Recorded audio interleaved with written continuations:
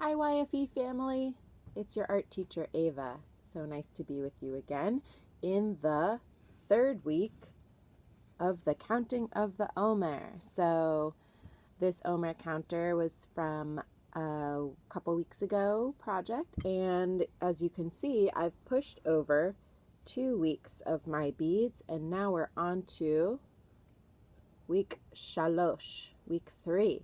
And as you know, there is a theme, a quality associated with each week of the Omer.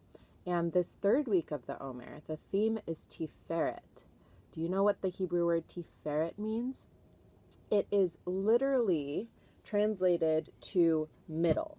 It can be defined as beauty, balance, compassion, integration, right? So these are all sort of qualities that have to do with being in the middle and being able to balance many different things, which is a really important quality, right?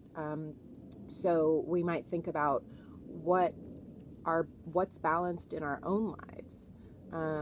What are we really good at balancing, and what balance are we striving for or looking for in our lives?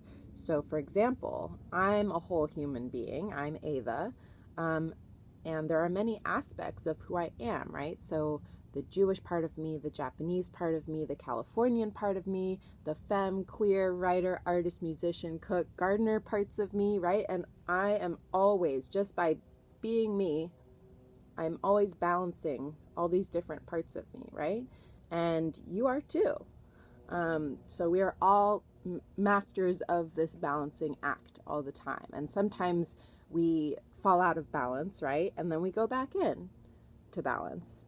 And it's just the dance of life, balance, imbalance, right? And in our art practice, there is a very important principle, art making principle, having to do with balance, visual balance. So Denise, who is a master of visual balance, guys, she is going to explain what visual balance is and how we can achieve it.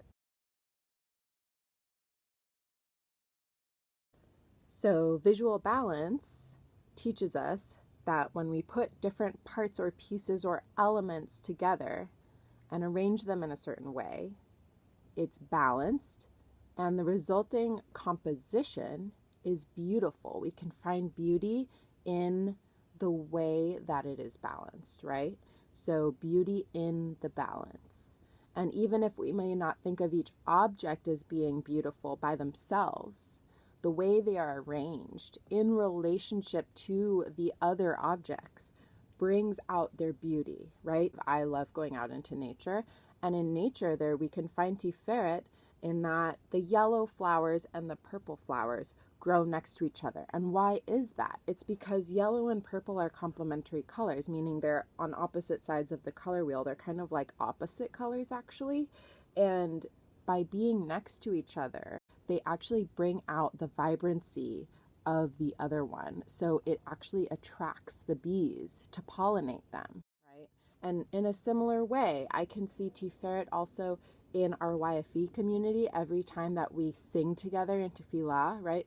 Each of our voices is different, right? It has a different pitch, it has a different sound. Our chorus and our song that we sing all together is so beautiful to me. It brings me so much happiness. And it's because it's all of these different voices coming together to create this whole new sound that's even more beautiful than each individual beautiful voice, right? So that's kind of the big idea behind our art project this week, which is a creative activity called knolling, things organized neatly. I was inspired by a Jewish artist friend of mine, Danielle Freeman, and she has a new book out called Sentimental Knolling, and she arranges objects that are meaningful to her. So this week, we are inviting you to do your own Tiferet knolling practice. So what you're going to want to do is gather some maybe ordinary objects, maybe some meaningful objects, maybe they're Jewish ritual objects, or maybe they're meaningful to you in some way.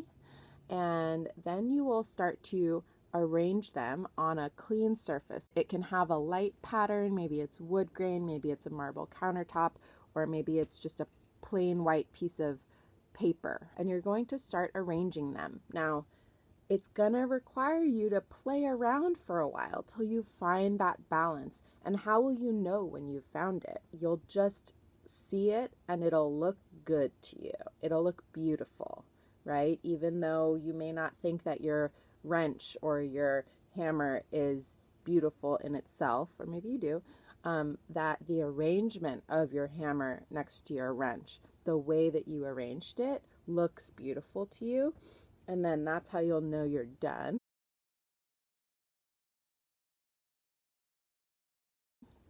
And then we'll invite you to take a photograph of your piece. So usually we photograph from above, looking straight down. I can't wait to see what you're going to make. And when you're done with your knolling photograph, please upload it to the Google Photos album. And I also really want to invite you to share some of the stories of your meaningful objects, right? Why is this object meaningful to you? Where did it come from? Did someone special give it to you? Is there a special tradition that you have around this object? Does it help your family to celebrate something? So we want to know these stories, and that'll bring even more Tiferet and beauty into your knolling piece if we know what's behind it. Have a great week full of Tiferet. Maybe you'll find some beauty in places that you don't expect, in just the ordinary, everyday places. Sending you lots of hugs. Bye.